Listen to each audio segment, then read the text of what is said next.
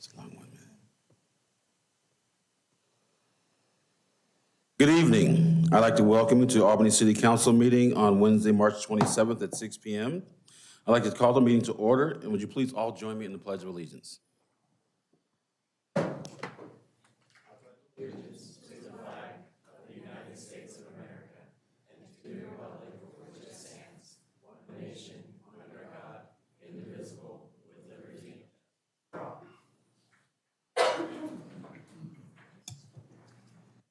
Allison, can we have a roll call, please? Councillor Kopczynski. Here. Councillor Montague. Here. Councillor Smith. Here. Councillor McGee. Present. Councillor Novak. Sorry. Here.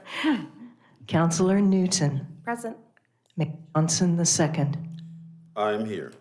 Thank you. Welcome, council. Good to see you this evening. First, number 3 on your agenda is a special presentation by Albany Visitors Association. Who's going to join us this evening?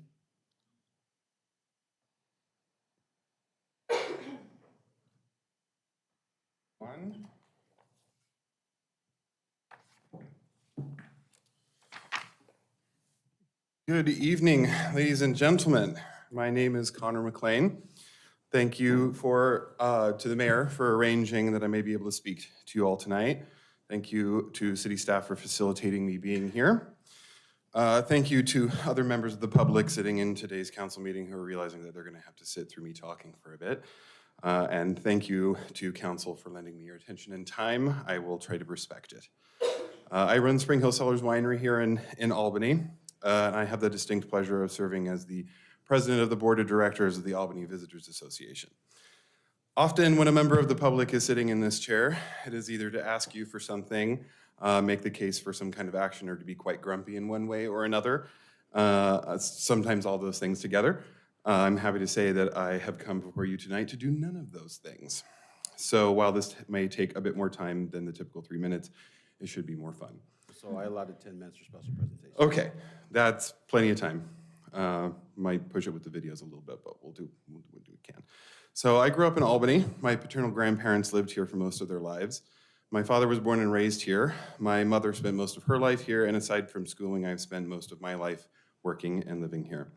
After raising 2 stubborn boys and being involved as a volunteer in the school system and in our local hospice, my mother, Karen, went on to have a career for the better part of 2 decades, and up through the pandemic at the Samaritan Hospice volunteer coordinator, as the volunteer coordinator for Albany and surrounding area. My father, Mike, is a legend and veritable founding force in the wine industry in Oregon. Starting in 1978, he having become the largest vineyard and winery broker in the state.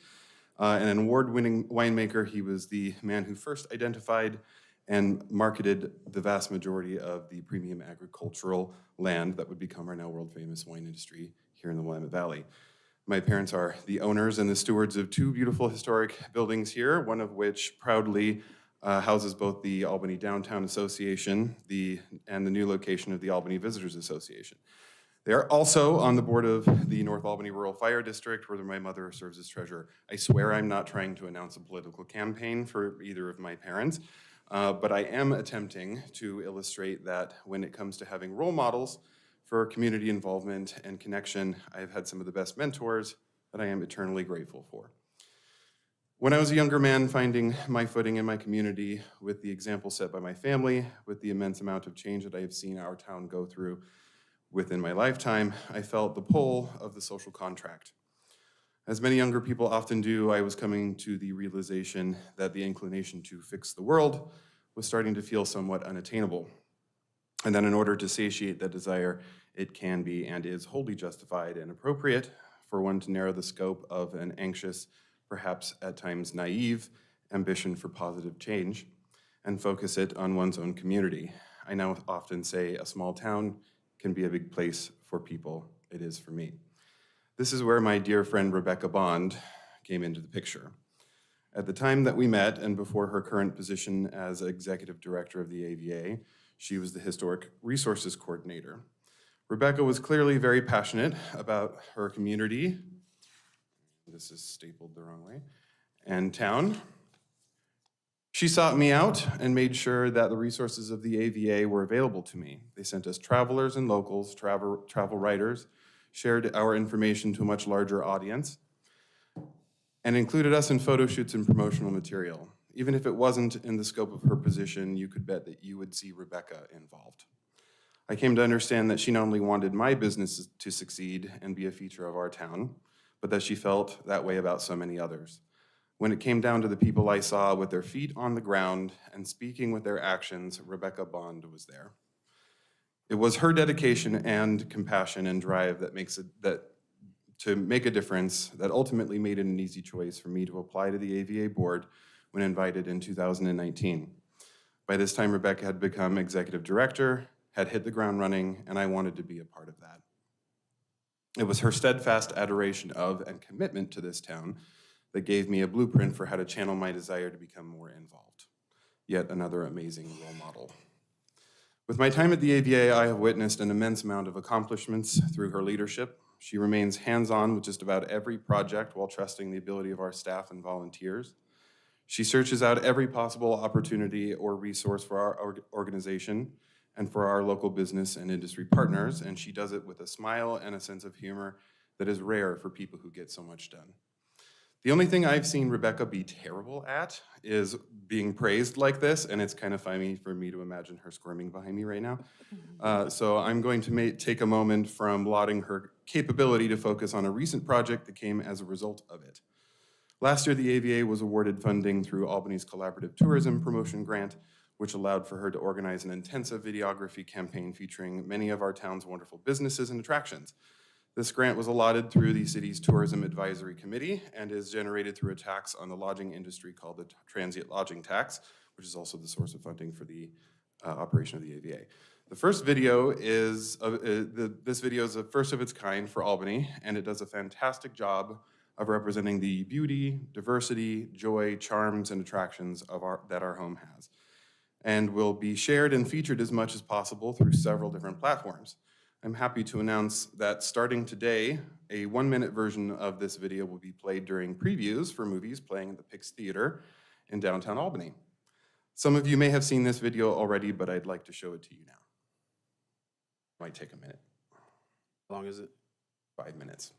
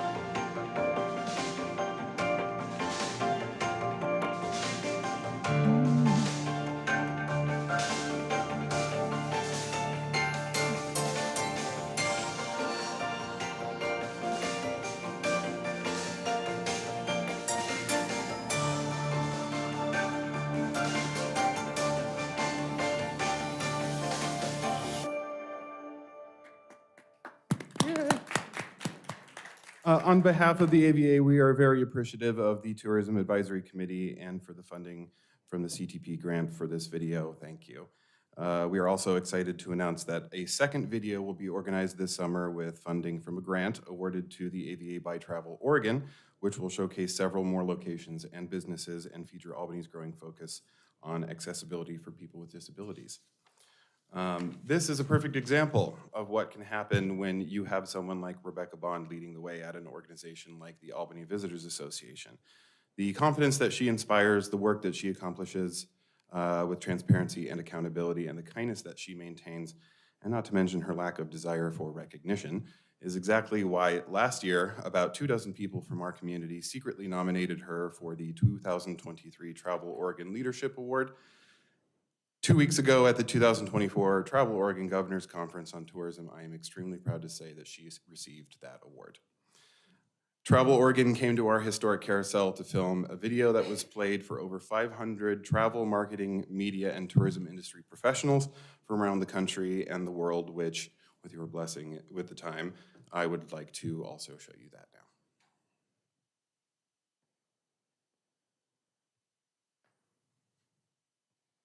Let's go, I'll hit the road with you. Let's go, where our hearts they lead us to. 'Cause home is anywhere when I'm with you.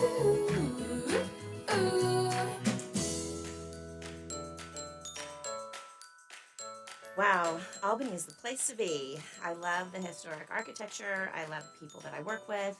I'm here because of all of these folks and so many more that we get to work with every day.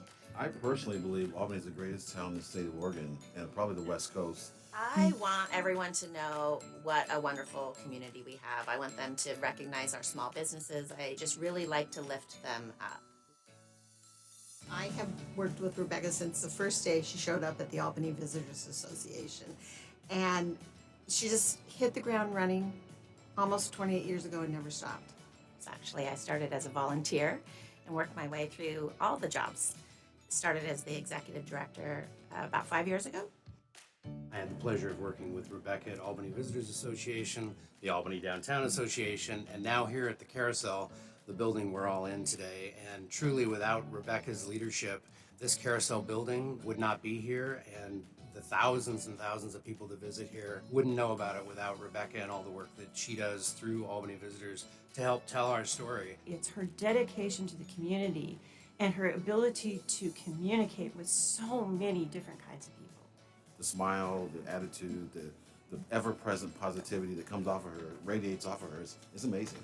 She's one of those people who, like a benevolent shark, she's constantly, but she's taking everybody along with her. So she has a vision. Our vision is to include everyone. We are adamant about making sure that people are heard. We want to listen to what they have to say, what they have to contribute. And the more people that we have involved in all of our activities, in our events, the more welcoming we are to visitors too. And having somebody at the Visitors Association that is driving that vision, driving the atmosphere, and bringing people to the city and bringing people out in the city to participate, it makes this place much better for all of us to live. Rebecca has a talent for identifying what needs to happen in order for people to feel at home. And one of them is inclusivity and accessibility. Accessibility is really important. It's important for people to be able to get around and to navigate and to feel welcome everywhere they go. I was so excited to be able to get an automatic door opener at our office. I mean, it's just a start though. If we can do this with our door, opening doorways for people, we can create a template for other businesses to see how they can also do this. If you haven't picked up on it yet, this isn't a job for Rebecca. This is a lifestyle for her. It really makes a difference for our communities in the economic impact of tourism, but it also adds to the value of life here in Albany for our residents. What we do creates opportunities for people to enjoy where they live. One of the things about working with bringing local people in means that you bring that volunteer base in. You're bringing that enthusiasm. getting volunteers in the way that Rebecca and the Visitors Association is able to do is pretty miraculous, I think. Well, and she does it by showing up. She shows up. Yeah, she's present. Everywhere and present, and it makes people want to do it. Not just that. Oh, I got Rebecca's doing it. I guess I have to do it too. It is essential for this person here sitting in front of me to be our executive director of our Visitors Association. Knowing that we have one of the most capable professionals in the country at the helm of our organization, it inspires confidence. What Rebecca does best is just bring joy. Wherever she is, she's got the passion and the energy, and she's always telling our story, relentless through tourism to tell the reason why people need to get off the freeway and discover this historic downtown. And without her in her 27 years, we wouldn't be what we are today. So come visit Albany and say hello to her at the Albany Visitors Center.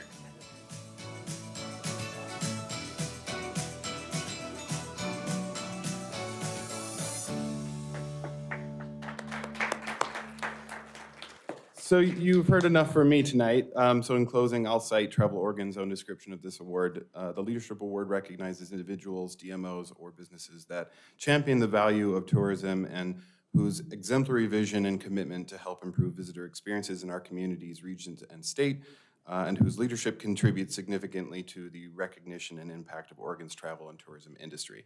This year, Travel Oregon honors Rebecca Bond, the Executive Director of the Albany Visitors Association, for her tireless work promoting the city of Albany and ensuring its local tourism businesses thrive. From the Willamette Valley Food Trail to her work on a website that provided up-to-date information for local lodging properties and restaurants during the pandemic, Travel Oregon recognizes Rebecca's incredible efforts to support Albany as a premier Oregon destination. I am happy to say that the AVA and the many people and businesses that rely on tourism in this town and its surrounding area are in the capable hands of an award-winning industry professional and leader. Thank you for your time tonight, and please join me in a round of applause for Rebecca Bond. Congratulations, Rebecca.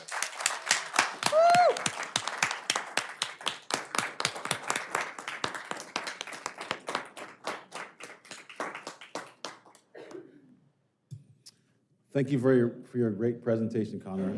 I was fantastic. I was happy to see the turnout at the Governor's Tourism Conference and the governor recognizing Rebecca for her leadership in the city of Albany, Oregon. So thank you very much and keep it up. Okay. Next on tonight's agenda is business from the public. I'm going to switch it up. I'm going to have Matt Bennett go last. I'd like to see Mr. Rice, could you please come up and we'll give you 3 minutes.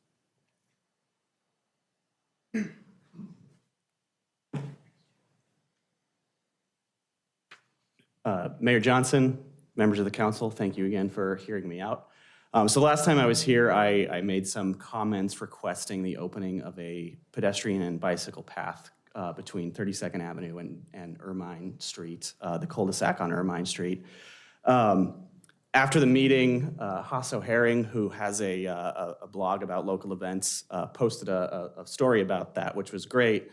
A lot of people from the neighborhood came to comment on that, and there were a lot of actually concerned but very polite comments on that. And so I reached out to some of the commenters who lived on the cul-de-sac there. One specifically, Kat Peterson, was nice enough to arrange a meeting with me and actually got people from the cul-de-sac from that neighborhood to come out and meet with me last Friday. So I went over there last Friday to sort of hear about their concerns about opening that bike path right there by South Albany High School.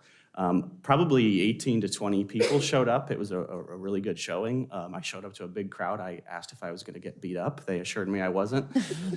They were lovely. They were very nice, but they had a lot of concerns to air. They sort of took me through the narrative of what led to it getting closed and the issues that they had before, which included everything from vandalism to straight harassment of local residents by students going through there. And how uncomfortable a situation it was for them at the time. They also sort of cited that when that path was open, it wound up being the cul-de-sac wound up being an auxiliary drop-off point for parents, which was problematic, and also an auxiliary parking lot for football games, which was also a nuisance for them. They also talked about, even with the path closed now, they've had a lot of problems with people jumping the fence and causing some of the same problems they did at the time. And so I think it's more of there's the nuisance issue, but I think it's also a matter of people feeling safe in their own homes, in their own neighborhood. Some of them have showed up today, which I really appreciate.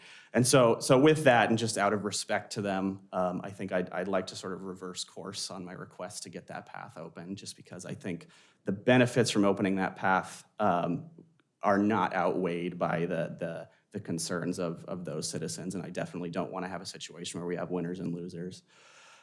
With that, my concerns about the safety on Waverly remain, and so I spent some time writing Columbus Street. It's also a nice thoroughfare to get to the Periwinkle Creek path. I have some thoughts about how that can be improved. I'm not going to go through them tonight because they're not fully formed yet. But I do think that there is definitely room to improve north-south accessibility for non-motorists in this town, but maybe this path isn't the answer. Thank you. Thank you very much, and we appreciate your comments, and we'll be addressing our responses during business from the council. Thank you. So if you'd like to stay, you can hear those. Thank you very much. Jack Sparks.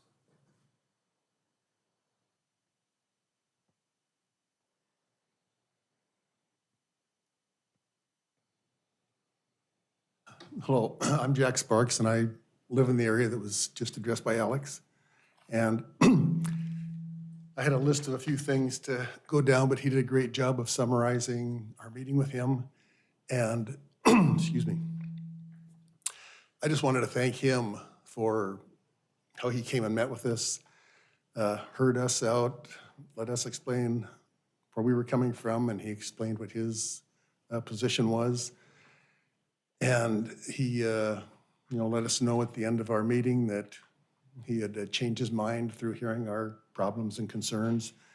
And I'd just like to thank him again. No sense in me rehashing some of the stuff he already brought up, but it was nice getting to know Alex, and it seems like a great addition to Albany. I think they just moved here a few months ago, so thank you. Thank you for your comments, Jack. Next on tonight's business from the council is Matt Bennett. Say again? Huh? No. Matt Bennett, please. My time.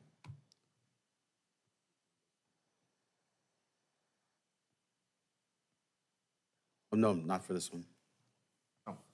Oh, but keep it Before short you and start, sweet. I'm going to preface this with Matt is longtime philanthropist, business owner in the city, and he's done a lot of great things for Albany, so I've given him some extra time to share with us tonight. Oh, thank you. Thank you, all council, for your time. This is Lori Stevens. She's the architect on the project. So the drawing that you have, she printed those off today, so that'll give you the kind of the vision of the future of Sybaris, which is at the old Sedici's property downtown, which was a train station originally built in 1912. And so the project has come a long ways since we bought the land from the Siddiqui brothers. We have received $200,000 grant from the state from the Main Street program. So that was great that they do believe in the project. We're working toward getting other grants. As you might imagine, it's kind of quite a restoration project.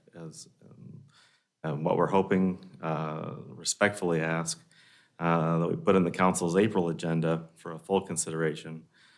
This time is of the essence, as we're getting, as spring approaches, construction's going to be a little bit, we need to know kind of where we're at. We're still working with the state's money at this point, but we need to really get that hammered down to know what the viability of the project overall. Happy to provide a proposal, more detailed drawings, cost estimates, all that sort of stuff as it needs to be. But I wanted to make sure to keep today short and sweet. That's the only ask today really is to be put on the agenda to get the consideration. So. Okay, thank you, Matthew. I appreciate your presentation. Thank you for may we keep these? Thank you Yes. very much. Thank you. I don't need them back. I Thank you. appreciate it, man. Thank you very much. Thank you. Thank you. Next on tonight's agenda is first reading of an ordinance.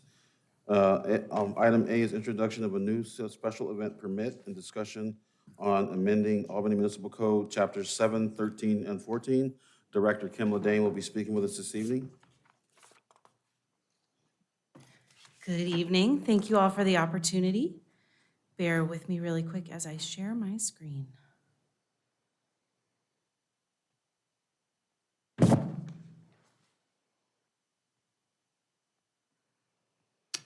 All right. So thank you, Mayor, Council.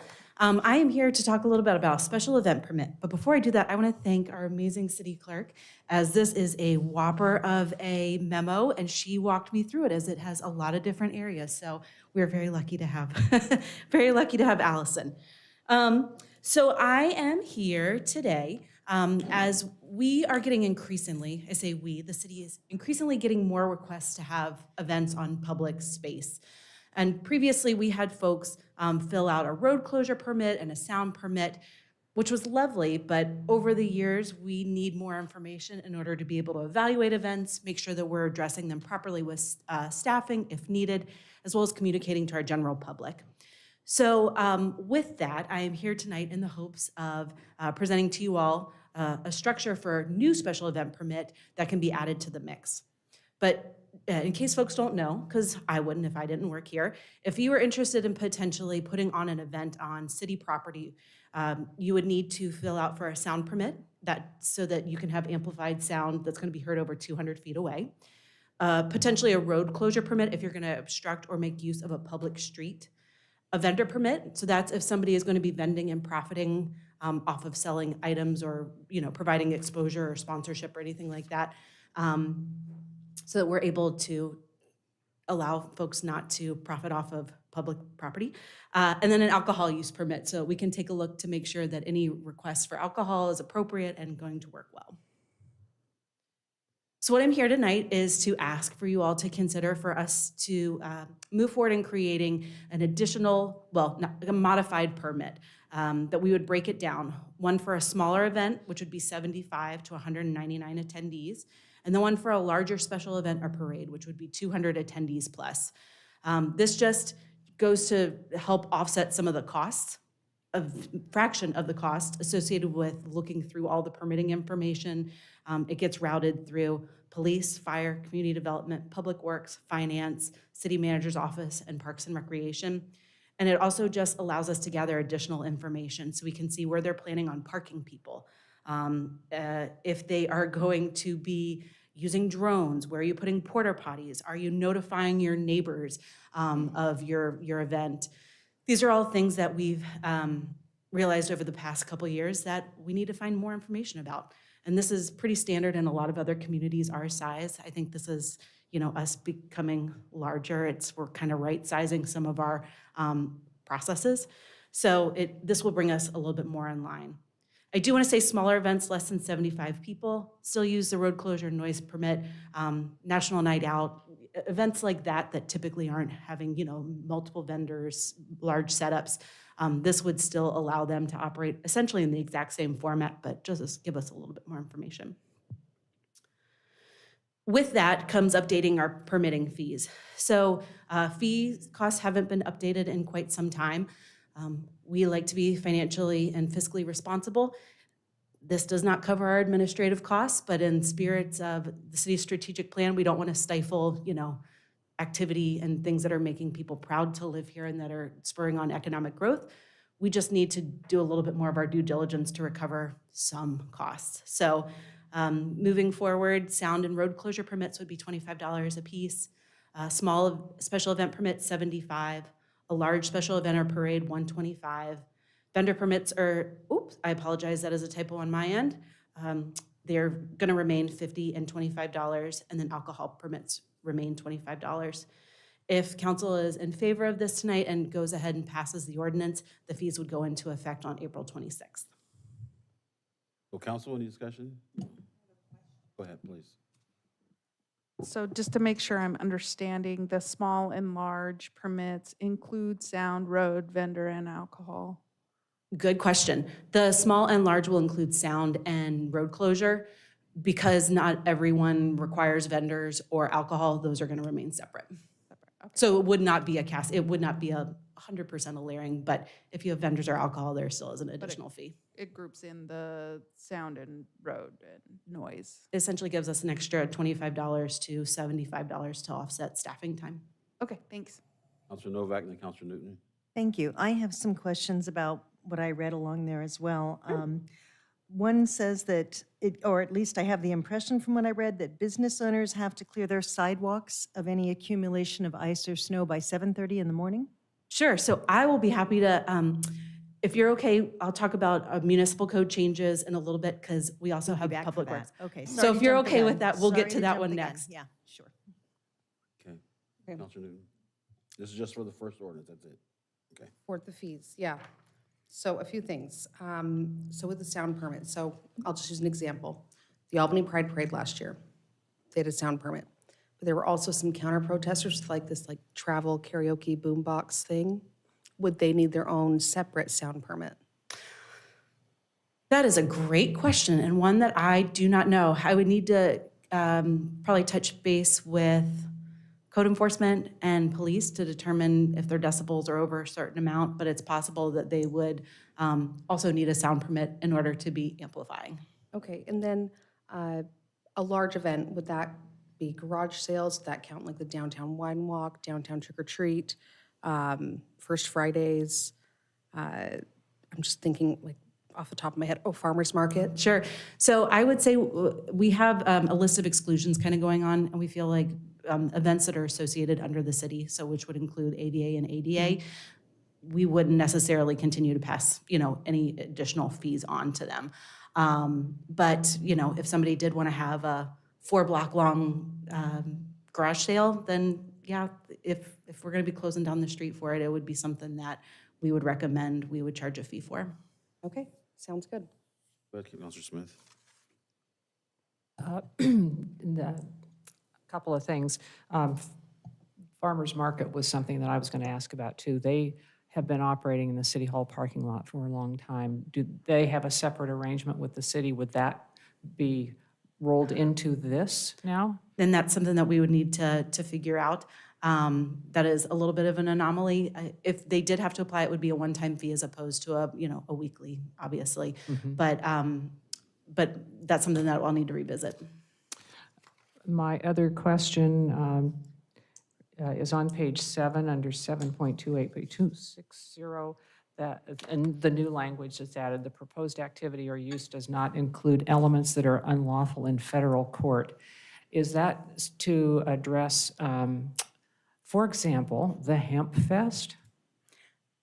Precisely? I think things in that vein, we are trying to make sure that we are protecting ourselves in the city and making sure that we're prepared.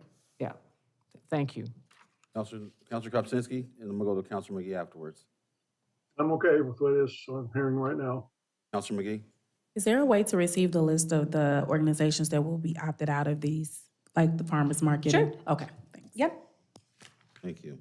So now the discussion's happened, would the city attorney please read the ordinance in title only? An ordinance amending Albany Municipal Code, AMC, Title 14, to specify the permit required for temporary use of public right-of-way. Would the council like to make a motion to read the ordinance for the second time in title only? I move that we read this ordinance in a second time in title only. Is there a second? We have a motion and a second. Thank you, councilors. So all those in favor say aye. Aye. Aye. Those opposed say no. Thank you. Would the city council please, would the city attorney please read the ordinance in second time in title only? An ordinance amending Albany Municipal Code, AMC, Title 14, to specify the permit required for temporary use of public right-of-way. Move to adopt the ordinance. We have a motion to move to adopt the ordinance and a second. All those in favor say aye. Aye. Aye. Those opposed say no. Thank you, Director, your motion is passed. Your ordinance is passed. Thank you. Next on tonight's agenda is amending AMC Title 713 and creating a new special event permit. I'm back. So when we took a look at it, there's quite a bit of cleanup for Albany Municipal Code that's taking place. So based on the fact that we just introduced a special event permit, there are these areas 7.28, 230, 7.68, 10, 13.33. I'm apparently bad at reading these. I apologize. 10 and then 133320. These are in your packet. They show the marked up versions. It's just cleaning up the language so that way the new special event is reflected, special event permit is reflected accurately in our municipal code. Any questions for this one? Councilor Novak? So this is the appropriate time to ask the questions I have in regard to these things. I believe yours are in section 14. Is that correct? Actually, I have one with regard to 7.68.010, obstructing passageways. That was the one where I asked earlier. Oh. I just would like you to verify if I'm understanding correctly. You're making business owners, they have to clear sidewalks of any accumulated ice or snow by 7:30 in the morning in front of their businesses. Am I understanding that correctly? I apologize. Do you mind saying the? Not at all. Oh. It's number 8. Actually, I have it listed on page 5, but it's 7.68.010, obstructing passageways regarding snow or ice accumulated on the sidewalk in front of a property or premises. If after 6 p.m. there's an accumulation, it must be removed by 7:30 a.m. the next day, which is the responsibility of the owner, lessee, occupant, or person having control or custody. So I just wanted clarification that that is what you are saying. That is the existing Albany Municipal Code. That is the existing code, and that is not subject to change at this time. Not at this time. All right, and then if I might ask, I had a couple further questions, one regarding 13.33.020. Okay. I'm just wanting to be clear, so a restaurant would not be able to offer coffee or donuts, as an example, on the day of the Veterans Day Parade in front of their shop without getting an additional permit? I mean, they're already doing business in this town, and I'm just speaking to the fact that businesses who are on the parade route sometimes offer coffee, donuts, hot chocolate, whatever. Would they now have to acquire a permit to do so in front of their own business? So that hasn't come up through our office in the past. So we haven't had anybody apply for permits for Okay. operating Well, I didn't in think the they front. would have to. So I don't want them to have to, Well, is my that's no point. different than Camille's having something outside. I mean, it hasn't come through our office previously.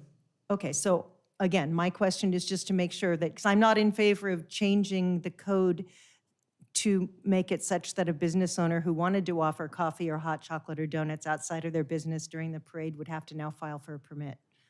That is not the intention of this. Thank you kindly for helping me with that.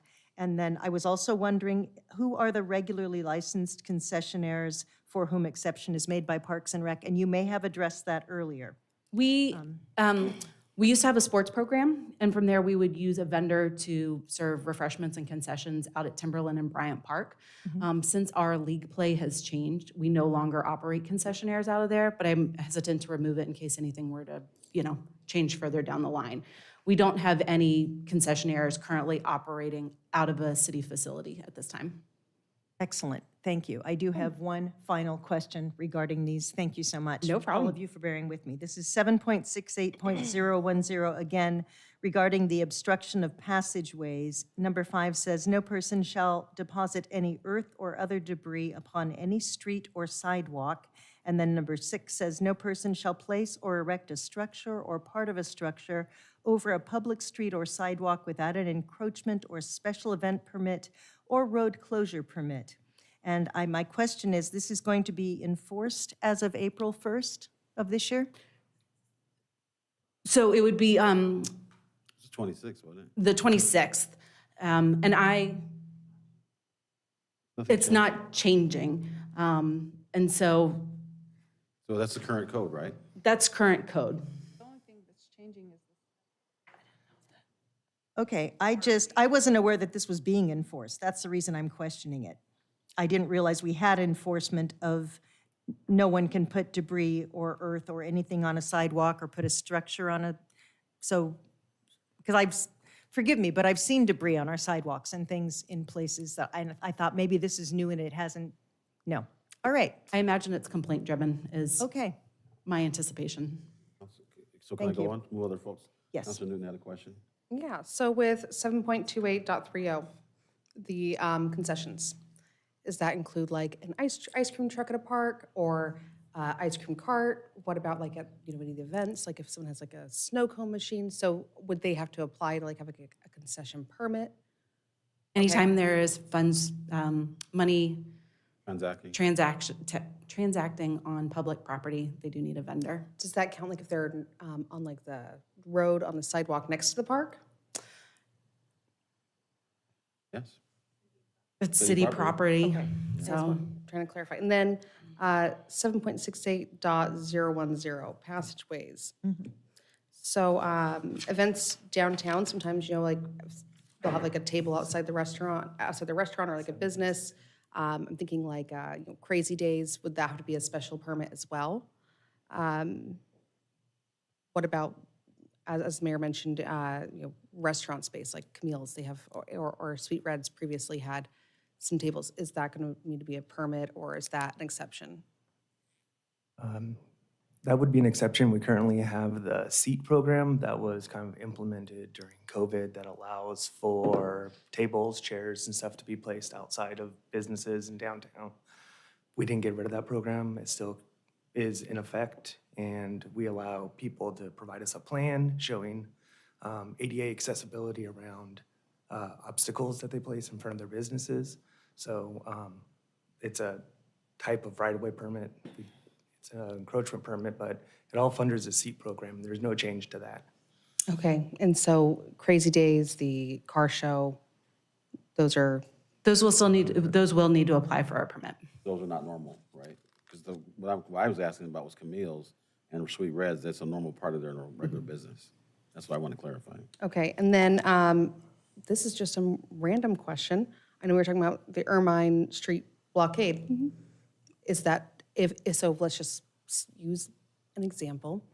Would that either be considered having a block for 60 days? I might be skipping ahead. That's for the later discussion. Later, I'll bring this up later. Totally good. Your business All for right. the council. Oh, no, it's part of the code. Okay. I was using it as an example. I'm not sure if we've ever reviewed that yet, though. I think that one's chapter 14. Okay, we'll get there. Councilor Smith? I just want to comment that this is really practical and sensible. And these are the cats in the herd, and it's hard to keep track of everything that's going on when somebody puts together a special event. And who gets the questions about what's going on, where and when, and what are those people doing in the street? City Hall gets the questions. And we have to have answers for those questions. We also want to make sure that everybody is safe and happy. And this just makes sense. There's a lot of work behind the scenes that city employees have to do to make all those things come off seamlessly and on time. And this is overdue. So thanks for doing it. Okay, so I know that Councilor Smith mentioned, the elements that are unlawful in federal court, referring to the Hemp Fest. What if Planned Parenthood had a booth? Does that mean they can't have a booth because? They've been out there before. Are they? Well, no. If it's federally, is I don't know. I was just trying to think like how would it impact like federal laws if like things are not legal in other areas and they're talking about women's health? Planned Parenthood was at the Pride Festival. We just want to make sure folks aren't selling illegal substances on our park spaces. Oh, yeah, absolutely. I was just trying to make sure like that's the intention. What things were, my brain was jogging. So Councilor Kopczynski, Councilor McGee first, do you have anything? Councilor I'm Kopczynski? okay. I'm good so far. Okay, so would the city attorney please read the ordinance in the title only? An ordinance amending Albany Municipal Code, AMC, Titles 7 and 13, and creating a new special event permit. Would a counselor like to make a motion to read the ordinance for the second time in title only? I'd move to read the ordinance a second time. Second. A motion and a second. All those in favor say aye. Aye. Will the city attorney please read the ordinance for the second time in title only? An ordinance amending Albany Municipal Code, AMC, Titles 7 and 13, and creating a new special event permit. Would a counselor like to make a motion to adopt the ordinance? Move to adopt. Oh, go ahead. I move to adopt the ordinance. Second. I have a motion and a second to adopt the ordinance. All those in favor say aye. Aye. Those opposed say no. Thank you, counsel. Thank you, director. We're going to do this one more time. One more time. So item 3, amending AMC Title 7 to clarify the issuance of parks and recreation permits. Page 12 in your packet is the ordinance. So as always, if we start touching Albany Municipal Code, typically if we look at one part of a chapter, it's best practice to look at the rest of it and clean up anything else that hasn't been addressed in a long time. So as you can see in the marked up copy of it, some of it is adding definitions, moving them to different areas, changing some of the titles of staff who are involved in things. Aaron's up here as if there's any questions about the changes in chapter 14, but this is just us using an opportunity. We're already here in front of you to clean up the rest of the municipal code in chapter 7 and 14. Council, any questions? Did you say chapter 7? 7 and 14. Or 7 and 13? 7 and 14. Thank you, Councilor Kuczynski. Councilor Newton? I just want to make sure I'm understanding things. So 14.08.030, permit duration. So if someone wanted to have a alleyway blocked off, they could have an alleyway blocked off for 60 days and then reapply to have it blocked off for an additional 60 days? I'm just trying to understand. They could, but that would be something that we likely take to the director to see if, it's basically that's an extension of it. So we would look at the impact to the public and see if that'd be something we'd even consider. Because like an alley, there's a lot of Republic services or a lot of stuff, deliveries that go through an alley. So it's not feasible to keep something like that closed for such a long period of time. Okay, but the permit could be for 60 days, or is it automatically for 60 days? It's up to 60 days. Currently, there is no deadline on permits. So the intent of this was to put a cap on it, essentially, so people can have permits that are out there for 6 months or a year or so. So this was kind of going back to some very old code that had 60 days on it. So we decided to go back to the old code that actually had a deadline on it. Okay, I just wanted to clarify in case there was like any cases of malicious compliance ever in the future. No, you'll probably notice down near St. Francis, the covered one, that is I think a 3-year permit. So they got permission to have one for 3 years just because it's the length of the project. Construction project? Yep, so that's kind of the intent of doing that, the 14 update, because it referenced an old structural code that doesn't exist anymore. So it's just maintenance on the code and kind of putting a deadline on it of how long the permits can last for. Last question. So if the duration is up to 60 days, using St. Francis as an example, if they had a 3-year permit, would they have to reapply for the permit or get an extension and pay an additional fee for every additional chunk of 60 days? No, that one, we went to the director and discussed it, and it was just one permit fee.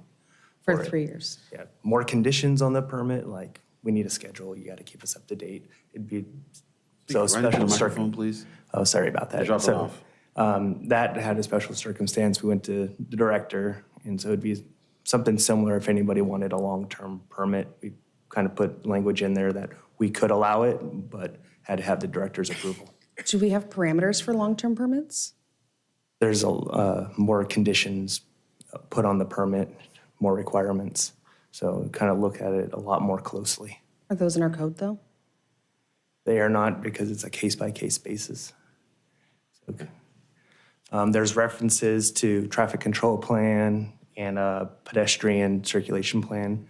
So those are the big ones, making sure the public is protected and safe, essentially. Thank you. Any other counselor? Thank you. Counselor Kopsinski? Counselor Kopsinski, you have anything? Thank No. you. Will the city attorney please read the ordinance in title only? An ordinance amending Albany Municipal Code, AMC, Title 7, to clarify the issuance of parks and recreation permits. Would the council like to make a motion to read the ordinance for the second time in title only? Move to read the ordinance a second time in title only. I have a motion. Do I have a second? Thank you, Counselor. All those in favor say aye. Aye. Those Aye. opposed say no. Thank you. Your ordinance is passed. Now, will Mayor, the city? let me have read No, it. no, excuse me. Yep. Will the city attorney please read the ordinance the second time in title only? An ordinance amending Albany Municipal Code, AMC, Title 7, to clarify the issuance of parks and recreation permits. Would the council like to make a motion to adopt the ordinance? Move to adopt the ordinance. Second. I have a motion and a second to adopt the ordinance. All those in favor say aye. Aye. Aye. Those opposed say no. Thank you. Your motion is passed, or the ordinance is passed. And then promise, the last one. Wait, what? I'm still here. Okay. So we're seeing a lot of you today. I know, hi. And I did see Otto in the picture, the film, the video. Yes. Item 6 on your agenda, adoption of an ordinance, approve the fees and special event permitting. Director Ladane, pages 14 and 15 in your packet. So as I mentioned before, these are the fees that we're hoping to update. A majority of folks, I mean, we're pretty late in the season, so a majority of programs have already submitted applications, and we'll reach out to anybody who is traditionally outstanding and let them know that these fees will be changing on the 26th. But we need to move forward with a new date, so that's why I'm here tonight. So question for you is, have you gotten Matt Harrington to get something out on social media? We have not yet, no. And so he does a wonderful job of that. Please get with him. People watch our social media, so put him to work. Any other council have any questions? I wanted to double check. So will you get back to us on the sound permit? Yes. And for an event, would it be like per speakers as well? Is it like one, let's just say they have like, Question.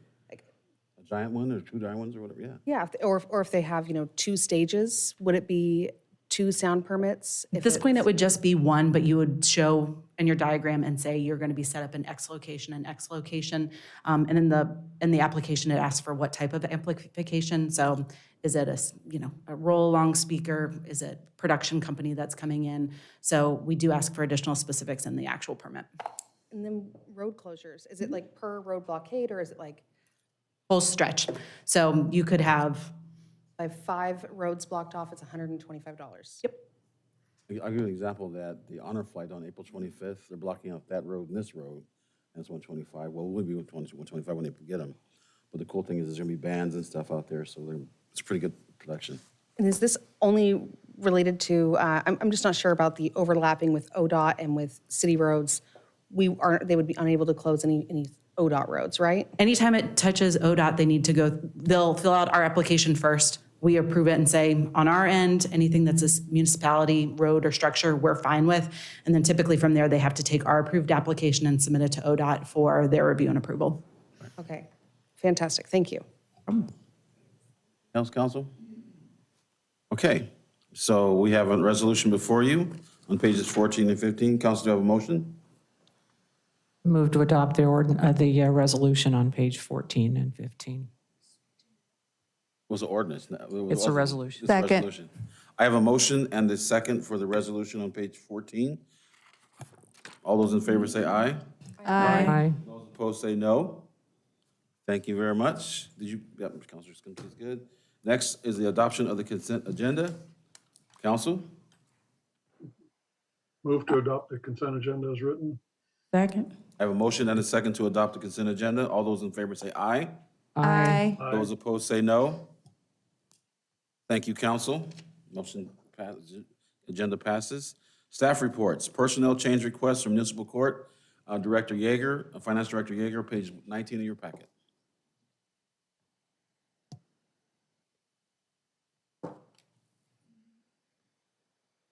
Good evening, Mayor and Council. A few months ago, Chief Harnden came before Council and talked about the red light enforcement and the photo speed enforcement, the new intersections that we're going to be putting in. We currently have one red light enforcement at Queen and Gary, and we will be adding 3 additional red light enforcements as well as having speed enforcement at all of those intersections too. We're going to see an increase in citations, and our current court staff is not equipped. The number of people that we have is not enough to do that. So we are wanting to go out to add an additional FTE to help with the number of those citations. So to prepare for that, we went to HR and asked them to do a salary survey so that we could make that position competitive so that we can get somebody good in there. And they did that. And as part of that, we also made the decision to look at the current positions and increase those classifications from the AFSCME 116 to 125 for the court clerks, the 125 to 135 for the senior court clerk, and then for the court supervisor to move from non-bargaining status of N130 to N140. So in the memo tonight, it lays out what those are. I also noted that it's going to be approximately $14,000 for the remainder of the biennium. Okay. And then, That's per month? no, it's $14,000 for the entire rest of the biennium. Thank you. And then $140,000 for a new FTE position. That position would be funded out of the revenues that we would expect to receive for those from those additional citations. The $14,000 for the existing positions would come from court budget, which they currently have. We just need a motion to approve that. I have a question. Well, we got questions first. Go ahead. Well, Okay. she's been going first. You go first. Thank you. You said that money should be used, well, the money that you're gonna get from these supposed increase in citations, what if you don't receive that? What's the plan B? We would take a look at that right now. Because we're on a biennial budget, we have the funds available. If we weren't to see that come through, we would need to take action either in this biennium. We do have contingency funds that we could use to do that, but I really am anticipating increased revenues from that, at least at first. You know, I think part of the intention of putting these in is to change behaviors, and that's why we're only going for one FTE at this time. If we need additional FTE, we're looking at doing maybe a temp just to kind of see how things go. Okay, and now I have another one. Do you have a forecast of like how much you think you're gonna bring in from this, or? So we are anticipating, shoot, I'm sorry, I didn't look at this before I came in. Chief Harnden was estimating, I think before expenses, before we had to pay the Vera Mobility for this in the state and the counties, I think we were anticipating about $3 million in revenue over the year. Thank you, that's all. We got to change a lot of behaviors. We got to change a lot of behaviors. Council on the side? Go ahead. Okay, so first I want to mention, my husband does work for the municipal court for the city of Salem. So I just wanted to mention, I have kind of an interesting perspective on this. So a few questions here. So Dr. McGee asked about anticipated revenue. You said you were going to check on this for the future. I was wondering where the remaining funds from the cameras will be coming into, and then other hiring impacts. Are we going to need like a new IT person dedicated to the courts? Are we going to have to allocate any time from our IT department for polling or running any reports or for the court system? Our IT staff has already been working with court to make everything paperless and to be able to pull in the information from Vera Mobility into their system.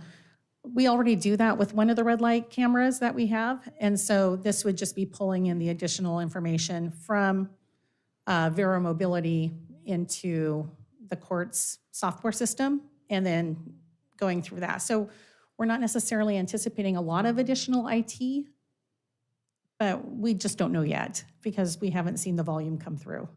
Okay, and projected revenues for each of these cameras, I was curious if we noticed with the red light camera we currently have, if, everyone knows there's a red light camera there. I've gotten a ticket there, right? If it's dropped off considerably, the amount of time that it's been in place, and do we anticipate that happening as well with these additional? I don't have the answer to that. Has it dropped off? I don't know, actually. I mean, we've been pretty consistent, but that camera's been there for a while. And so I don't know if, when it was first implemented, if we got a lot more citations for that. So I'm not sure, honestly. We're anticipating that, we'll see an initial increase in these citations, but that we're hoping that what will happen is it will start to drop off because behavior changes.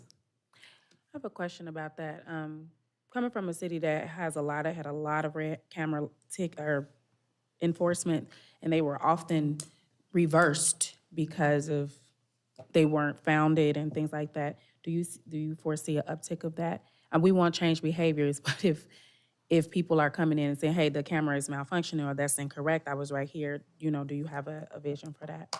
Well, there are several different steps. So first of all, the company will review the videos, and then it goes to APD, and so officers will review those videos. And then it comes to court, and the citations get sent out to the people who have violated, those rules. And then they can either send in. So the city attorney may have a little more information on how many people actually come in. I don't know how many people actually come in and stuff, but probably don't want to get too much into the weeds on this tonight. There might be an education on how to fight tickets as well if we keep going on this. But yeah, so yes, there are mechanisms in place when they get the tickets, what they receive it, and there'll be instructions for a person who gets one, and probably, like Councilor Newton said, there's probably a few of us that have got them before and get the instructions on what to do if we want to fight the ticket and stuff. So yeah, but and then like Director Yeager said, we're not really sure yet the impacts it's going to be on staffing, except we know that to hire at least one FTE in the court to review all the new citations at a minimum. So we're going to kind of play it by ear and see what happens when they come out. Because Chief Harnden said a couple of months ago that she was anticipating 17,000 additional tickets a month, which... A month or a year? A month. Holy cow. it's... Yes, they do drive pretty fast. Yeah. Well, I almost got killed a couple times in my Harley. Go ahead, Councilor. So I Councilor think Montague? we discussed this when we approved the cameras originally, or potentially the position in APD for reviewing the camera. But do we anticipate with the addition of that position and this position that we will be able to reduce a position or not add an additional position in the traffic enforcement area? Like, do we need less people on the streets now that we'll have cameras? We don't have anybody. I don't know that I can answer that question. I think that's more a question for Chief Harnden. I do know that she has said, though, that they had a position already in the budget that they can use to do that review. So they don't need to add additional FTE for that, but we do in court. But I'm going first. Go ahead. Councilor Novak. I don't mind if Councilor Newton wants to go Well, first. she's been going first a lot. Go ahead. Okay. All right. Thank you. I need some clarification. On page 19, in our packet, it said that the cost of this full-time individual at the court would be $95,000 per biennium, and then in the addendum we received, it said 140. It's kind of a big difference. Can I get some clarification? Yeah, so part of that is the salary grade adjustment is accounting for part of that increase. I had also neglected to include the medical in the original memo. So you should have received the supplemental memo on Monday, and that is the one that is correct. All right, thank you. I'm a little concerned. I mean, I want to see behaviors change, but we were told back in December when we passed this that this is definitely not going to be a piggy bank in any sense for the city. But I received an article that I remember forwarding to everyone. It was a 2019 report that estimated that nearly 600 jurisdictions nationwide generate at least 10% of their general fund revenue through fines and forfeitures. I just want to make sure we're not. I don't think it's going to be that high for us. I mean, I think Chief Harnden is estimating 3 million for the year.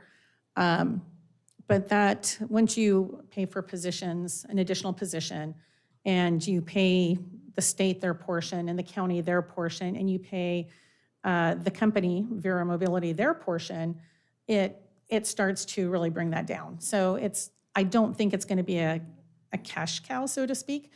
But I think that we will, look at it if we need to hire additional staff. It would come from that if it's specifically for this purpose.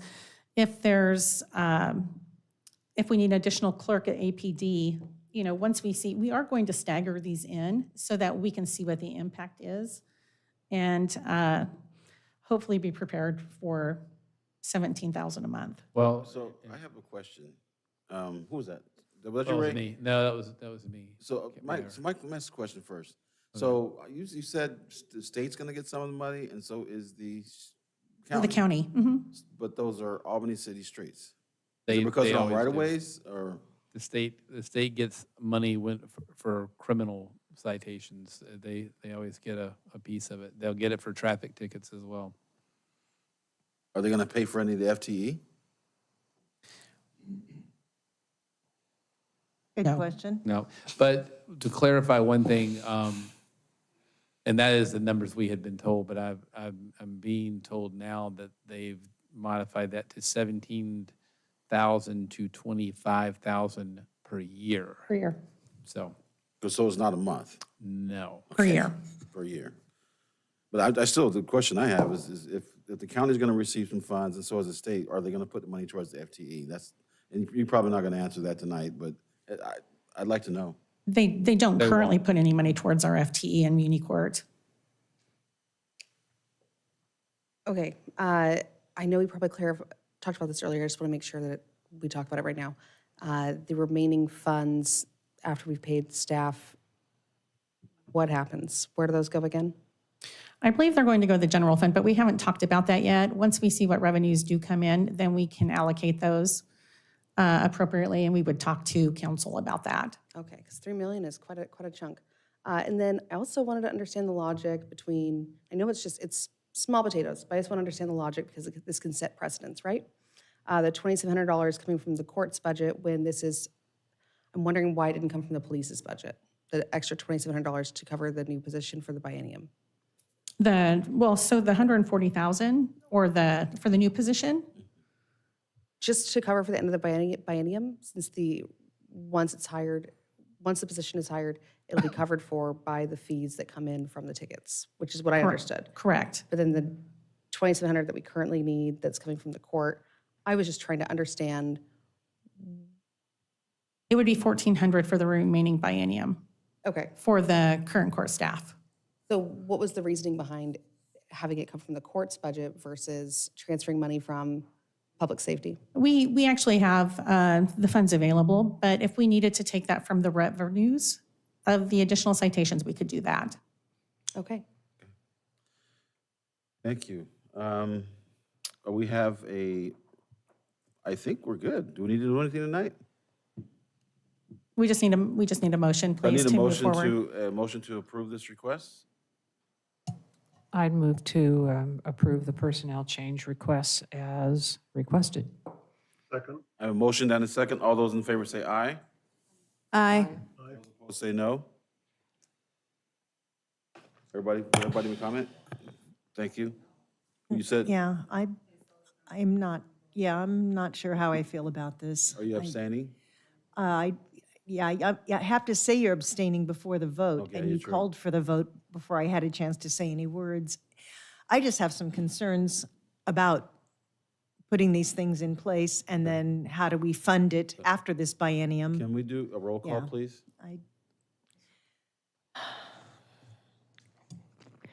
Counselor Kopinski.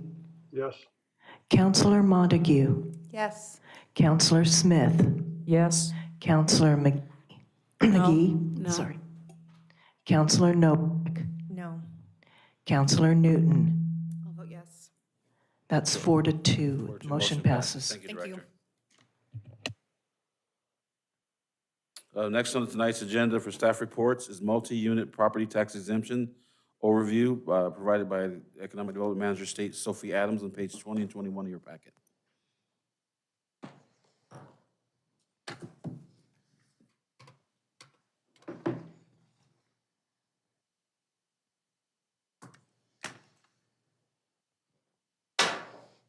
Okay, good evening, everyone. Thanks for having us. Sophie Adams, Economic Development Manager.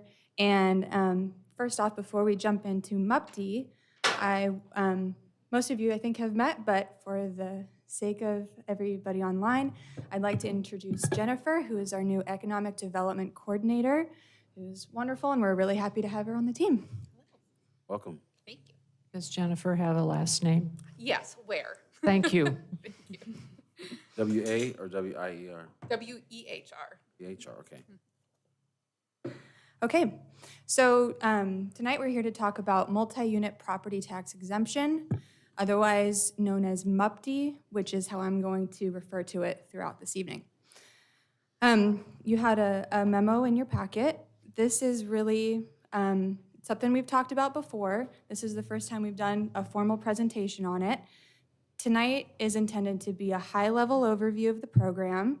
We're not looking for requesting a formal vote or action of any kind, but we just want to provide some general information, get some feedback from you on this type of program and how we've laid it out for you, an indication that we're on the right track. So this is a program that aims to remove barriers and incentives and incentivize the production of housing in mixed-use and commercial centers within the city to improve opportunities for housing close to employment, transit, and services. So essentially, we're talking about creating those neighborhoods where you can live and work and play and shop all within a geographic location and with access to transit. So it is enabled by the Oregon Revised Statutes, ORS, and the ORS outlines pretty clearly some guidelines for how these types of programs should operate. So you'll hear me reference the ORS guidelines throughout this evening. That's what this is all based on. You may have been involved in or know of the city's housing implementation plan. Those plans and those housing affordability efforts all kind of are background and lent to this tool. And so you can find more information about all of those plans and efforts online as well. I'm not going to go into all of those details, but just know that that's part of this conversation. Okay. So in order to be eligible for this exemption, which I should back up real quick, the basic exemption that we're talking about here is a 10-year property tax exemption on new improvements to a project. So not the existing land, we'll go into that in a little bit more in detail, but a multi-use or a multi-unit housing project and up to a 10-year exemption. So that's just the basics outlined in ORS. So to be eligible for this type of exemption, it's based on location, the number of units in a project, the type of project, your timeline, whether you can meet the timelines in ORS, a financial review, and a consideration for what public benefit the project is contributing to the community. So first thing is location. Again, as I mentioned, this is primarily dictated by the ORS. Our goal would be to make it as inclusive as possible, thinking about equity across the city. These projects would need to be within, a mixed-use zone or core area, someplace that you could build housing within the city, and/or within a quarter mile of a fixed route transit service, and that's defined by ORS. There will need to be a minimum number of units to qualify. So we're proposing 5 dwelling units. That number comes from the ORS language referencing multiple unit housing, and that aligns with our city code and definition for multiple units. And then the type of project. So this would have to be a new housing project, or additional built on to an existing building. You're providing additional units, or you're converting an existing property into multiple units of housing.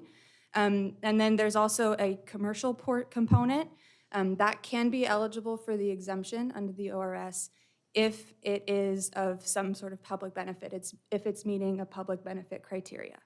And again, we'll get to those in a little bit. The next 2 criteria are construction timeline and financial review. So construction as proposed would need to occur within 3 to 5 years of their application. And per ORS, because this is a program that is dictated by the legislature, the sunset of it needs to be completed by 2032. So that's a hard stop. The financial review component is information provided by the applicant, verified through a third party, so it's completely objective, that demonstrates that the project would not be feasible without this tool. So that's a pretty critical component. So moving into the public benefit section of this, one public benefit that a project could include is affordable housing. And so as we're proposing, the project must include either some affordable housing units within the project or an in lieu of payment to be used by the city to facilitate affordable housing elsewhere, not necessarily within that project. So on this topic, just remember that the main goal of MUPD is actually not affordable housing. It's for creating housing and mixed-use spaces near transit and in core urban centers and in designated areas where residents can work and live. So affordable housing is not the main goal of MUPD, but this tool has been used successfully for affordable housing goals elsewhere in the state. So it's important to recognize that not every project, not every owner is set up to do affordable housing well.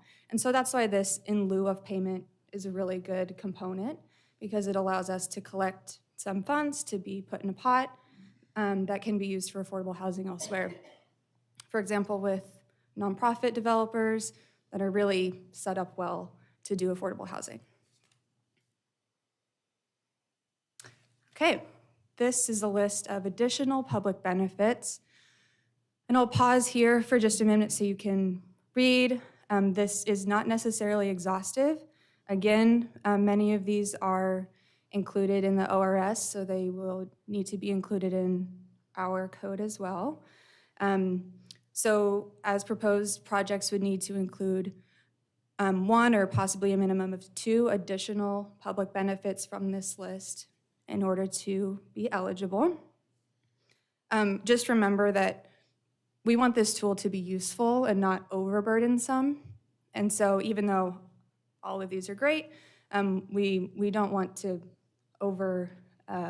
build this up too much so that it's not usable. So if you wouldn't mind just taking a minute reviewing these. Okay, great. Okay, so here's how we see the process going. A mandatory eligibility meeting with staff.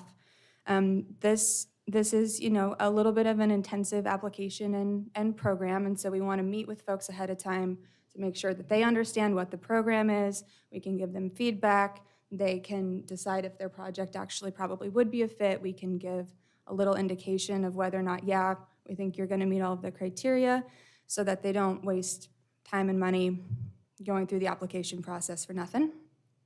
There would be an application and a fee associated with that, of course. I mentioned the financial review earlier by a third party.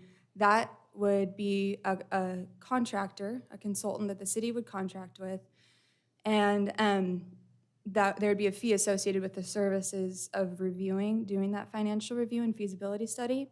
And so that would be the main part of this application fee, is to cover the cost of that third-party review. I would say most fees in Oregon range from around $4,000 to $5,000. So it seems like a big number if you compare it to the exemption at the end of this. Not so big of a number, and worth the peace of mind of knowing that it's a project that really does need this. There'd be a review and decision period. Again, ORS outlines kind of pretty clearly the timelines and the things that need to happen in that. There are communication criteria so that staff are communicating with the applicant, letting them know what's going on.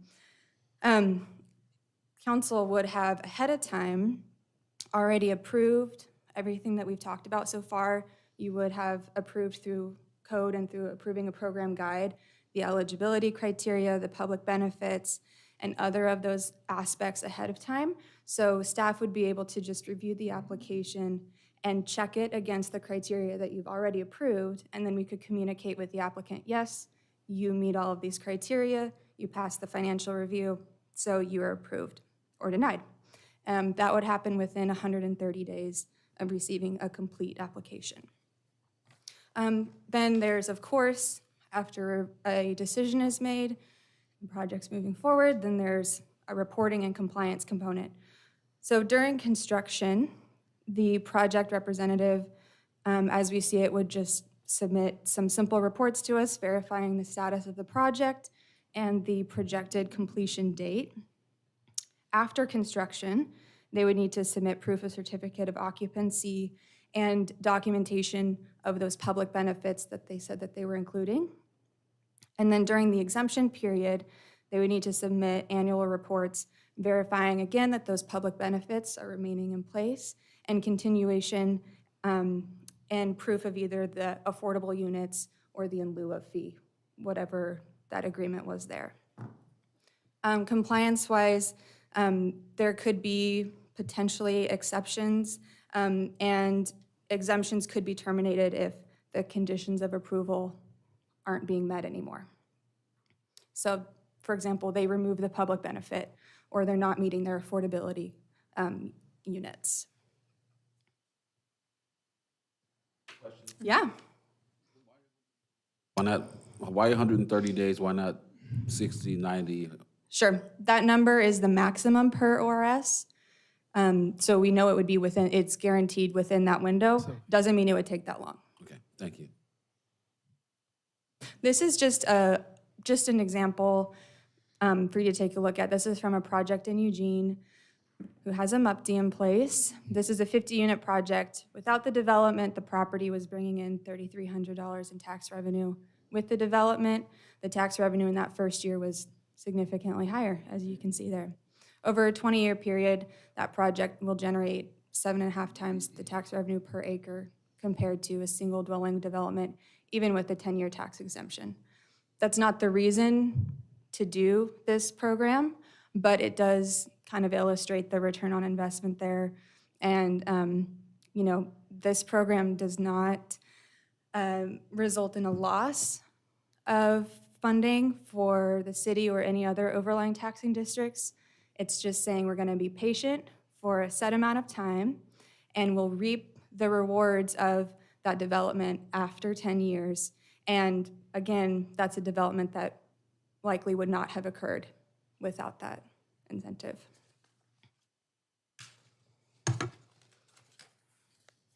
So we're here tonight to do like I said, general overview, get feedback. I'd particularly welcome your input on the public benefits list. Get your thoughts there if there's any that you would want to add or that we could discuss more at a later meeting. But moving forward. Again? Counselor Ray has his hand up. Oh, okay. Real quick, our next steps would be finalizing the program guidelines and materials. There's, applications to figure out. There's, writing resolutions, those sorts of things. We need to get additional feedback from developers and affordable housing stakeholders. We want to make sure this, if we're going to go through the trouble of implementing a program, that it's going to work for the folks that it's intended to work for. There's a significant engagement piece with the overlapping taxing districts, the school district, the county, et cetera. And then we'd come back to you all for approval and adoption, and then we would get to work. So let's get Counselor Kopczynski's question answered before we move on to discussion. Thank you. I'm seeing bits and pieces that seem to be you talk about overlapping with what enterprise zones or a TIF district is. And I'm guessing there's advantages to this over either of the other two, or the combinations of everything that makes it work better for some people. Sure. Yeah, I definitely see a comparison, particularly with the enterprise zone program. Very similar in concept. You're making, the private developer is making an investment into a piece of property, raising the value there, and in return receiving a tax abatement on the new improvements for a set period of time. So in that way, it is similar to an enterprise zone. This is focused on housing and occasionally with a commercial component to it, whereas enterprise zone is really focused on that kind of traded sector manufacturing type business. So I don't see a scenario where a development would qualify for both of these tools. They're separate in their target audience. Is that it, Counselor? Counselor Ray Kopczynski? Did you get your question answered? Yes. Okay, thank you. Counselor Smith, I see you clicked your mic on. Thank you. This does not, well, you would reap property taxes from the ground that's already there, the property itself, not the stuff that's built on top for X number of years. Let's say that property is public property, such as parking lots on Water Avenue that don't generate property taxes now. Would that, once this is put in place and the property, that property is under private ownership, that would start generating property taxes, period? That's correct. Yeah. Okay. Yeah. The land would. The land would, yes. So right away there would be some benefit to the public purse, not having to wait for however many years for the taxes on the developed portion. Thank you. And Counselor Smith, that would also include any any component of the project that didn't qualify for a MUPD. Correct. So some parts, for example, one of the things that wouldn't qualify are hotel rooms. Correct. So if there was part of the project was a hotel, then that part would have to be carved out of the MUPD, and that would be generating tax revenue. And TLT immediately. dollars So, too. Correct. Only the portions that have a public benefit. Public benefit or the housing. Okay, thank you. Counselor, no. Oh, go ahead, Peter. Thank you, Mayor. Sophie had pointed out that you'd reap the rewards after 10 years, but I wanted to point out that that's the financial rewards. The rewards that the community would reap in terms of additional housing stock added to the inventory would be within the first year even, and that would help. As you know, there's a statewide, in fact, a nationwide shortage of certainly multi-use housing, so that reward would be much more immediate than 10 years. Just a point I wanted to point out. And also not to mention jobs would be coming to the community. So Counselor Novak, Counselor Montague first. Ooh. Oh, Counselor Newton? Yeah, I have a few questions. I feel like this is a little bit of a buzzword. Can we please define affordable housing? Are you referring to voucher housing? I've got a handy definition for you right I here. would love it.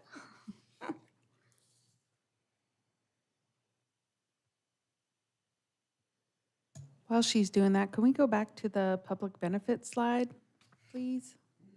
Thank you.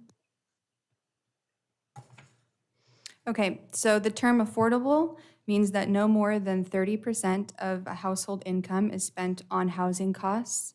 And so affordable housing refers to housing that is affordable to low-income individuals, those earning 80% of the, less than 80% of the area median income by household size. You know what that would set the affordable housing rate for then? No, not off the top of my head. Okay, can we find out what that would be? Sure thing. And then, so I noticed just in the language in the slide was a MUPD for up to 10 years. Is there parameters on X number of years? Like what kind of project would qualify for 3 years or 5 years or? Sure. So yes, the ORS is up to 10 years. For our general discussion now, we have it set at just the one level of up to a 10-year exemption. That doesn't mean that we couldn't further stipulate different categories, a 5-year option or a 3-year option. That's certainly possible. We're just, kind of cognizant of making this as kind of simple and user-friendly for the investor and for the developer, as well as for staff. But absolutely, that's an option. We could further stipulate lower levels. It might be nice to see some options. And then you touched on this briefly, MUPD status, it can be revoked. What is the process? Are there certain parameters? Would any monies be owed? Yes, great question. We're still working on what those parameters and process would look like, and we'd want to make sure that there was some sort of appeal process in there as well, so that the developer could raise concerns as well. So we're still working on those details. Okay, Yeah. sorry. Thank you. 2 more things, I'm sorry. Do we know what percentage of Albany would be in the MUPD areas? I know there's some overlay, but it really is next to transit or? So I was Yeah, just curious. that's a great question. We're working on those, on what the boundaries would be. So next time I come, I'll bring a map for you so that you can see what that looks like, and also, what parts of the city and what the total coverage would be. Yeah, I'll bring that for you. That we're still working on what those boundaries exactly would look like. One thing that I should mention is that we have to demonstrate that the tool is needed in order for this type of development to occur in those areas. And so we won't be able to totally define those boundaries until we've finished through with that process. Okay, thanks. Thank you. Anyone? I wanted to say that I appreciated Counselor Smith's comments because I was not aware that the land itself is taxable immediately. That's kind of nice to know because I thought the exemption was 100% exemption from taxes for 10 years, and I have a small problem with that. So, Yeah, okay, just good. the new investment, and maybe it would help too for since we have some enterprise zone, similar thing. It's just the new improvements. So the land purchases, they're still paying taxes on. Okay, and I'm looking forward to getting more information with regard to this. And I just want to mention publicly as well that the letter that we received today, all of us from Cameron Sotomayor. yes, Mr. Settlemyer, I think he made some really good points, and Thank you. I'll leave it at that for now. Yeah. Councilor McGee? Quick question. Do you have any developers in mind who may find this sort of thing attractive already? People have already reached out? Yes. One developer is the OB company based out of Eugene. They've used this tool before in Eugene and also are planning to use it in Corvallis, I believe. But that's just one example of many. I know that there's been housing developers that have worked with our community development department on thinking about planning projects in Albany that have not come here because it wasn't feasible for them without having a MUPD in place. And so we've lost out on those projects. And I'm also regularly meeting with folks in our commercial development realm and have had really overwhelmingly positive feedback from them saying that they're excited about this tool, that they want to learn more and can't wait for it to be in place. Thank you. So one of the things I like about it is also it helps bring jobs to Albany. Brings economic development. It's going to generate jobs for our young folks and the old folks and the people that live here. So I'm excited about that. And so I think this is great, and we'd like to hear more information from you. And also a pleasure meeting you as well. And thank you very much for your time. Sorry, Oh, you have I something? had one question. So on the jobs vein, on this list of additional public benefits, you've got local labor, materials, and ownership. Under that local labor, is there room or any sort of stipulation we can put in there as far as living wage jobs? You know, sure. Thinking about providing tax breaks for, you know, people coming in. I don't necessarily not interested in providing tax breaks for somebody who's not going to be paying our local labor what it's valued at. Sure. Yeah, absolutely. That is a nice thing about where there's a little bit of flexibility in what we can do with this project. Like I keep mentioning that the ORS dictates quite a bit of it, but we get to further define all of these public benefits so that they really meet our needs. So absolutely, we can add that under the local labor piece. And again, just to mention, you know, that they are receiving a benefit. They're also providing, you know, we're not in the business of building houses, even though we know that it's needed. And so they are providing that benefit to our community of providing units. And they have to go through that financial review process to show that it would not be financially feasible without this. Excellent. So one more thing, I'm sorry, before we move on. Make sure ADA accessibility is in here. Yeah, absolutely. They'll have to meet all of the existing Albany code requirements for that. And then we also added accessible units beyond code requirements to the additional public benefit list. Okay. So, Thank you. But again, if you think of ideas later, you're welcome to shoot them over to me. We'd love to have you. Love to come back and talk with us. Oh, you got something? Another thing, you talked about the affordable housing piece, and you said that this has happened in Eugene. Would it be possible to get those numbers of how many people are taking advantage of those affordable housing and what that kind of looks like, as well as some qualitative data, if you have it? Yep. Be great. Thanks. Yep, we can do that. That made me think of a new question. Sorry, you guys are probably all sick of hearing me. So after the time period of the MUPD, so you mentioned you had some examples of some housing developments in Eugene. What happened to the cost of that rent after 10 years? I'd love to know. Has it been Sure. 10 years? Well, if some have utilized the MUPD program, what has happened? We can get you information, if it's available, for those projects that were in place with enough time for us to get some data for you on what's happened after their exemption period ended. But as far as the affordable housing component, I understand that most truly affordable housing units that are under an agreement with the state or the city to keep those units affordable, generally speaking, those agreements last much longer than the 10 years. We're proposing 30 years, but sometimes it's 50, 60 years. So yeah, the affordable component especially lasts far beyond the 10-year exemption period. Okay, thank you. Yeah. Oh, so we're going to have them come back with more information for us? Come with thumbs up, please. Thank you. Thank you very much. Next on tonight's agenda is business from the council, and I will start with Councilor Novak. Thank you.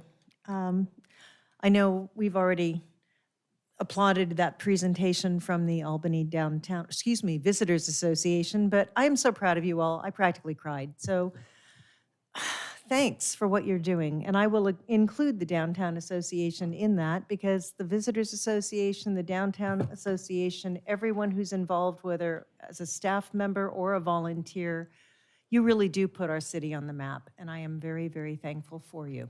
So that's my first thing. I have two more. The other is, I just want to make sure if I understood Mr. Bennett correctly, he is asking for an opportunity to be on the agenda, just like Mr. McLean was earlier, with more time to share. So I'd like to make sure that happens on a future meeting date. I'll take it under advisement. Thank you. Finally, happy news in that I do believe I have found my nominee for the Travel Advisory Commission from Ward 1. You will learn who that is shortly. He's in the midst of the application process right now. So Well done. very happy to report that. Well done. I'll go Councilor McGee. Just want to echo what Councilor Novak said about the AVA. It's been a pleasure serving as a liaison on that and working with you all. And I, too, echo, would like to hear a lot more about the Cypress project. So if we can get them on the agenda, I just kind of want to, I don't know, I'm curious. And I'm on spring break. Good for you. Good for you. Just so you're clear. That's You chill why mode. she's so happy. Okay, I'll go Councilor Montague. I just want to thank Alex for coming and speaking with us. It's great to have the public engaged. Sounded like there was some meeting and people discussing their problems and solving problems together, and that makes me very happy, and I just really appreciate you guys coming to City Council. We don't always have a big audience, so thank you for coming and hanging out for the whole meeting. Thank you very much. Is that it? Councilor Newton? Oh, yeah, go ahead. I'll go with Councilor Kopczynski next. Go ahead, please. Okay. All right, so I just want to mention, I know that Matt Bennett from Sybaris came up. I just wanted to get wanted to talk. So I wanted to mention to everyone, I do manage their website, I built it. I do their social media, and I do their emails, but I have nothing to do with the operations day-to-day or anything with their current or future building.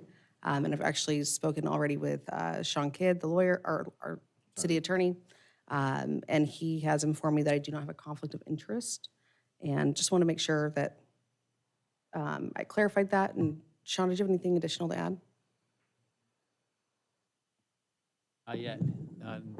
Yeah. So. Okay, rad. And then the next thing I had a question about. So I know that Sophie and I, we've been emailing a lot about the Pepsi money we had. And this actually, believe it or not, was jogged when I was going through everyone's favorite blogger, everyone's favorite local blogger, an article from like 2017 about Thornton Lake. And then I wanted to figure out where we got that money to purchase for Thornton Lake. And I was curious if we had documentation on everything we've spent Pepsi money on. I understand that we utilized it once to pay for the new adjusted fee for water for city use for citizens for the annual increase in rates. Sorry, I'm like tripping over my words. But I'm curious what we've spent it on, and then also I wanted to have a more itemized budget of everything that's remaining from the Pepsi fund. I know some of it lives within Public Works, but I was just really curious. Okay, so we can ask staff to bring that back. Mm-hmm. We'll have city manager address that during his talk. Councilor Kopczynski? Yes, just to mention to everybody that Saturday, the Easter Bunny is going to be in full regalia at the carousel.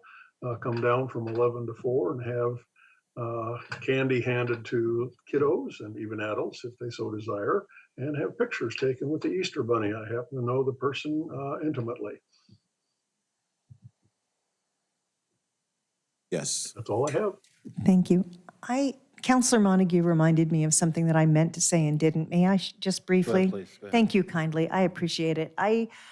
Mr. Rice, I wanted to thank you as well because, when you first presented your information, I thought, hey, that makes a lot of sense. And then I got a letter from Mr. Davis, which I shared with you all today. And my point, and the reason I'm very grateful for this opportunity, is everything looks one way until you get another perspective, another point of view. And I'm really grateful. I'm so grateful people like you exist, that you would be open to speaking to the people who are impacted by that and who were impacted by that in the past, and then to even change your point of view, because it certainly changed mine when I found out about those concerns. So to me, this is This is the way things are supposed to work, and it really did my heart so much good to see that happen here this evening.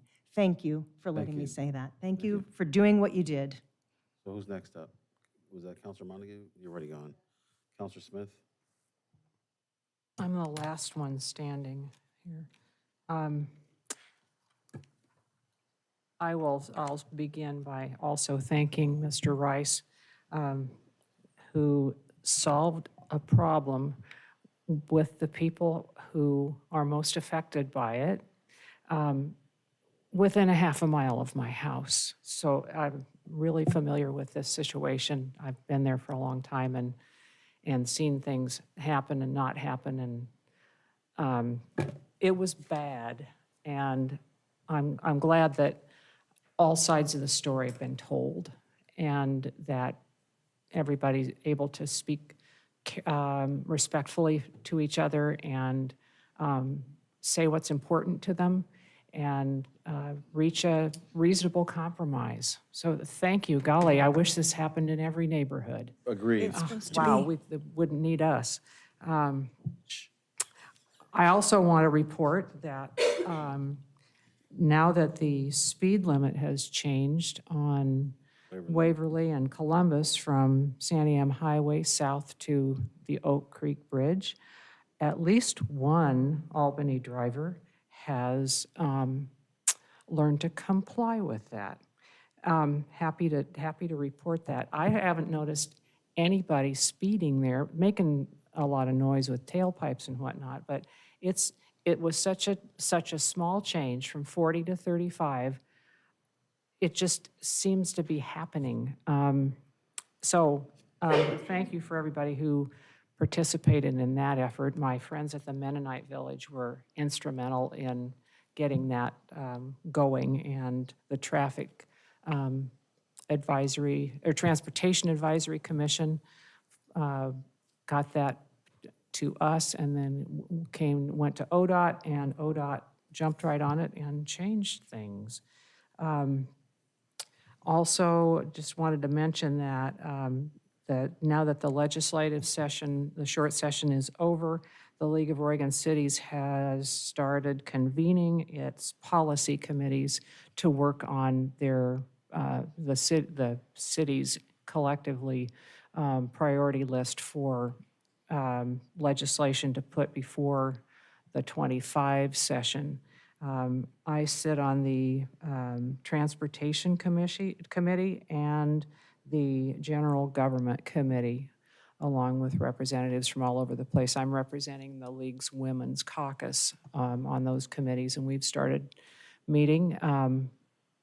It's fascinating. It's good to hear from people across the state that we're not the only people with this problem, that problem, or the other one, and some things need the legislature's attention, some things we can solve on our own or together, but it's a good learning experience and a great way to get to know other people in elected office in Oregon. So I'm last. First of all, want to thank Mr. Rice for his action and also working with the other members of the community to solve a problem. And I like your name too, by the way, just saying. So great job. Thank you for doing that. And I like it when the community works with each other to make this place better for all of us to work and live together. I attended the Governor's Conference on Tourism, and I have to admit that watching Rebecca Bond receive that award and her getting a standing ovation amongst all those other people that were great, talented folks, it was an honor to be serve as the mayor of Albany, seeing that happen, and knowing that the money we use to fund the AVA is being spent quite well. And Connor, your presentation was amazing, so we need to talk. Next thing is I was a judge at the Boys and Girls Club Youth of the Year Awards ceremony. We had the honor of interviewing 6 wonderfully talented young people. And it was something that I think we should all, if you get invited, please do. These children would come, young people would come in, and you'd have their bios ahead of time, their essays on how they would respond to certain community events, life events. And then you have a chance, they come in and do a 3-minute speech. Holy crap. every adult that attends this meeting should watch these young people give a speech. And then you get to ask them questions about their goals, their vision, their future, why they're applying.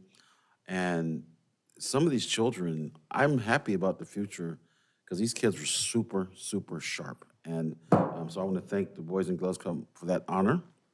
And then with that, I will then ask the city manager to give his report.